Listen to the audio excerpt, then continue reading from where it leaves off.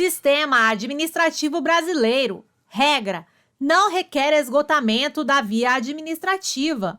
Exceções: esgotamento da via administrativa, justiça desportiva, atuação administrativa contrária à súmula vinculante do STF, prévio indeferimento do pedido de informação, habeas data, prévio requerimento administrativo, benefício previdenciário, regime jurídico privado.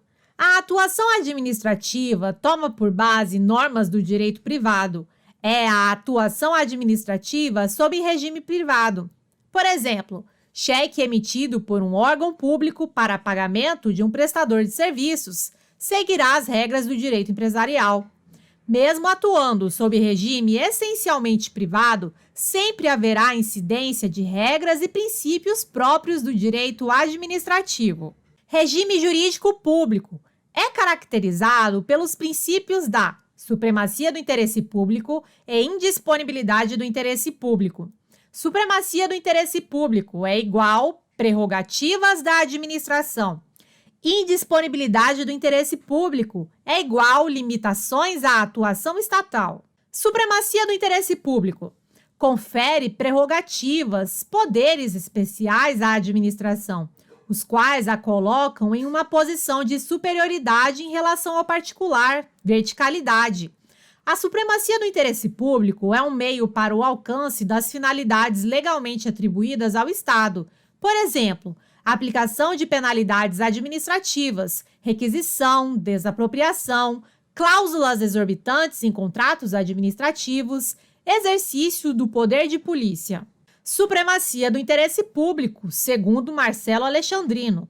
Havendo conflito entre o interesse público e os interesses dos particulares, aquele deve prevalecer.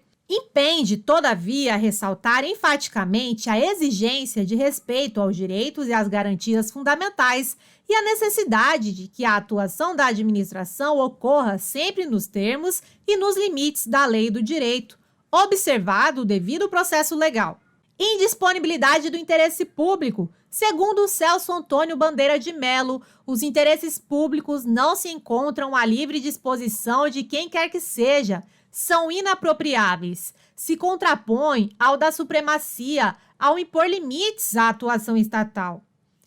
Por exemplo, a autoridade não pode renunciar ao exercício das competências que lhe são outorgadas por lei. Centralização. Segundo José dos Santos Carvalho Filho, é a situação em que o Estado executa diretamente suas tarefas, ou seja, por intermédio de órgãos e agentes administrativos subordinados à mesma pessoa política. É a execução de tarefas pela administração direta. Descentralização. Sinônimos: descentralização por serviços, descentralização funcional ou descentralização técnica. Descentralização mediante outorga. O Estado, mediante lei, cria uma entidade ou autoriza sua criação e transfere a ela determinado serviço público. Por exemplo, a administração indireta, autarquias, fundações públicas, empresas públicas e sociedades de economia mista. Descentralização. Sinônimo: descentralização por colaboração, mediante delegação. O Estado, mediante ato ou contrato, transfere a um particular a execução de determinado serviço público. Em regra, a descentralização mediante delegação ocorre por prazo determinado. Por exemplo, União delega a uma empresa de telefonia, mediante contrato, a prestação de serviços públicos de telefonia fixa. Descentralização mediante delegação. Delegação mediante ato unilateral. É a autorização para a prestação de serviços públicos. Podem ser beneficiários de tal ato pessoas jurídicas ou físicas. Por ser ato administrativo, a autorização pode ser revogada a qualquer tempo.